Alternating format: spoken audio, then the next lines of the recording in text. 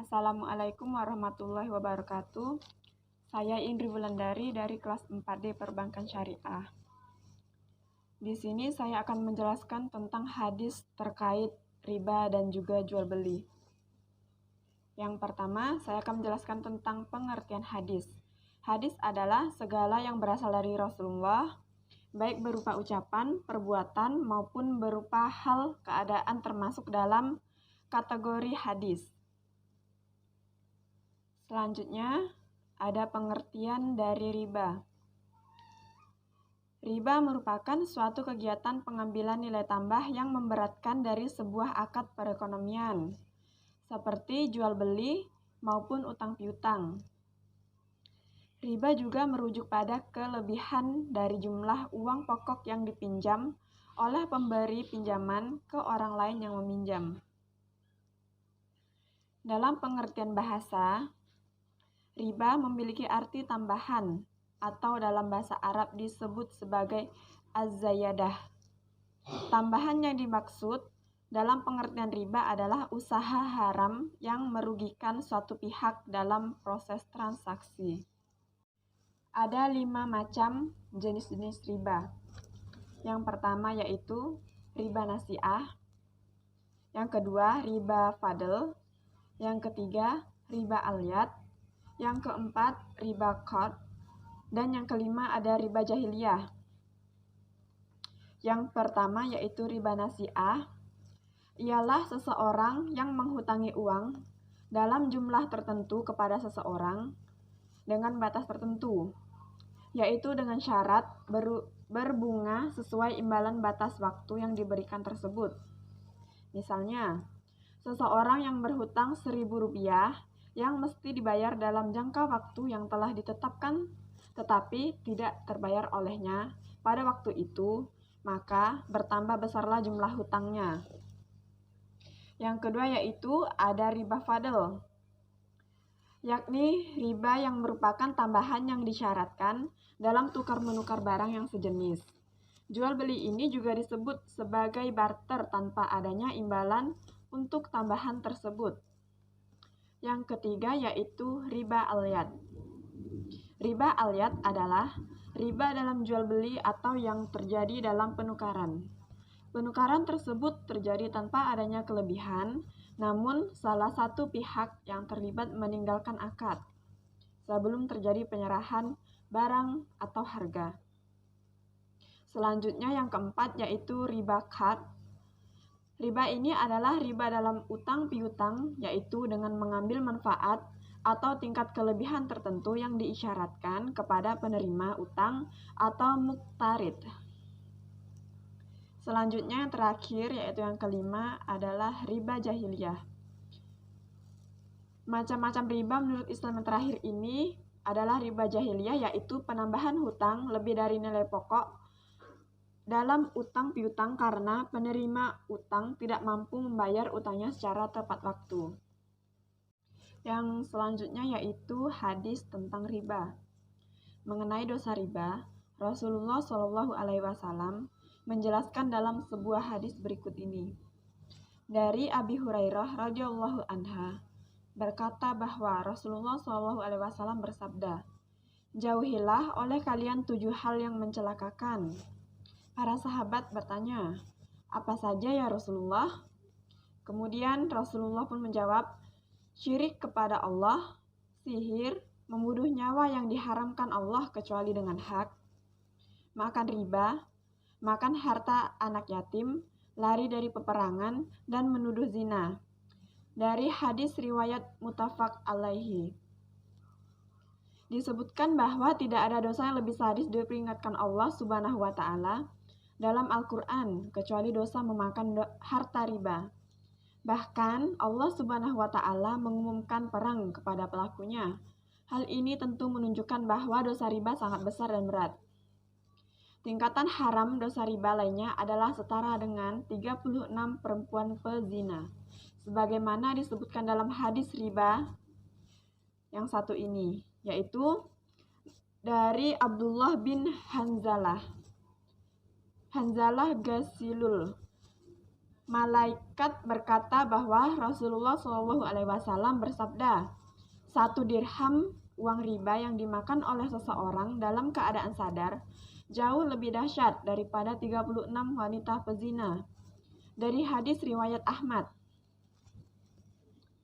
Berikutnya itu ada contoh riba yang lainnya, yaitu riba itu ada 73 pintu dosa. Yang paling ringan adalah semisal dosa seseorang yang menzinai ibu kandungnya sendiri. Sedangkan riba yang paling besar adalah apabila seseorang melanggar kehormatan saudaranya. Hadis riwayat Al-Hakim dan Al-Baihaqi. Contoh hadis yang berikutnya yaitu apabila telah marak perzinahan dan praktek ribawi di suatu negara, maka sungguh penduduk negeri tersebut telah menghalalkan diri mereka untuk diazab. Sekian dari penjelasan tentang riba dan juga hadis-hadisnya.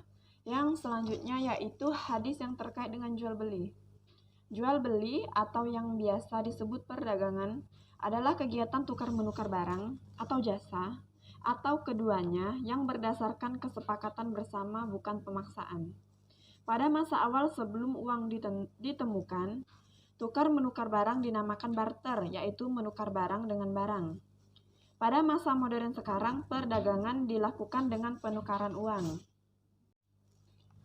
Allah Subhanahu wa Ta'ala telah menghalalkan praktek jual beli yang sesuai dengan ketentuan dan syariatnya. Hal ini disesuaikan dengan firman Allah Subhanahu wa Ta'ala dalam surah Al-Baqarah ayat 275 yang artinya, dan Allah telah menghalalkan jual beli dan mengharamkan riba. Rasulullah SAW bersabda, emas ditukar dengan emas, perak dengan perak, gandum dengan gandum, kurma dengan kurma, garam dengan garam, sama beratnya dan langsung diserah terimakan. Apabila berlainan jenis, maka jualah sesuka kalian, namun harus langsung diserah terimakan atau secara kontan. Hadis riwayat Muslim. Maka berdasarkan hadis ini, jual beli merupakan aktivitas yang disyariatkan. Namun, di sisi lain, Rasulullah SAW juga bersabda, sesungguhnya para pedagang itu adalah kaum yang fajir atau suka berbuat maksiat. Para sahabat heran dengan bertanya, bukankah Allah telah menghalalkan praktek jual beli, wahai Rasulullah? Maka Rasulullah pun menjawab, benar. Namun, para pedagang itu tatkala menjajakan barang dagangannya, mereka bercerita tentang dagangannya, kemudian berdusta.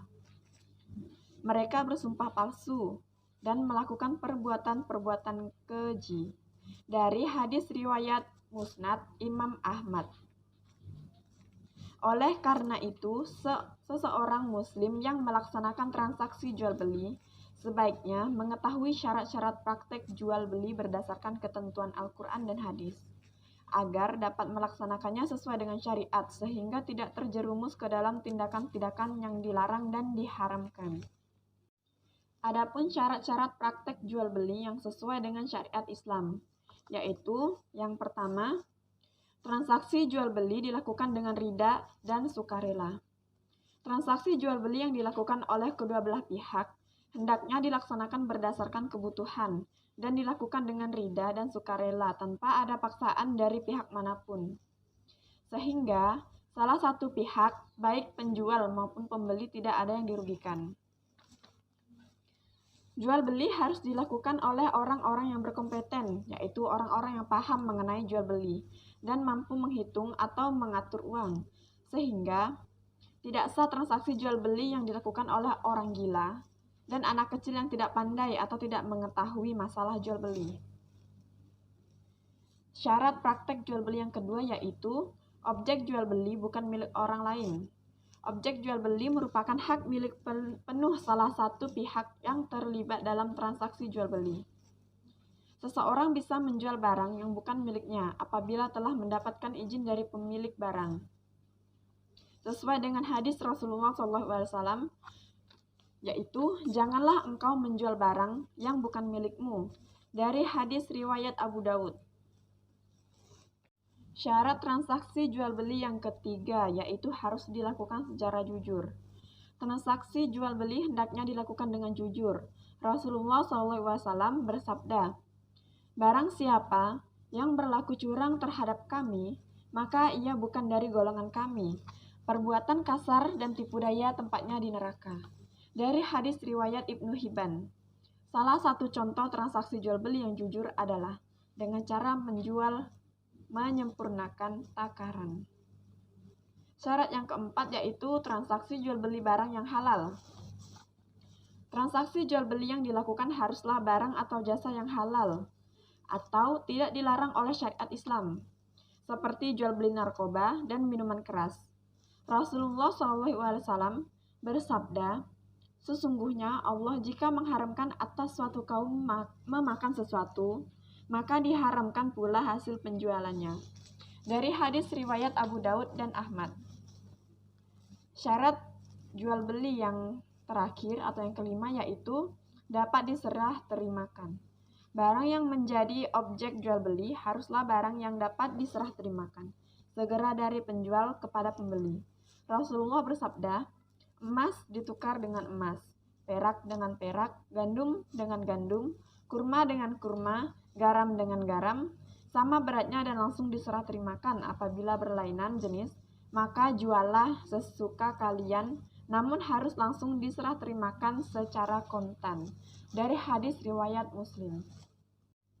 Sekian penjelasan tentang riba dan jual beli serta hadis-hadisnya. Saya ucapkan terima kasih. Wassalamualaikum warahmatullahi wabarakatuh.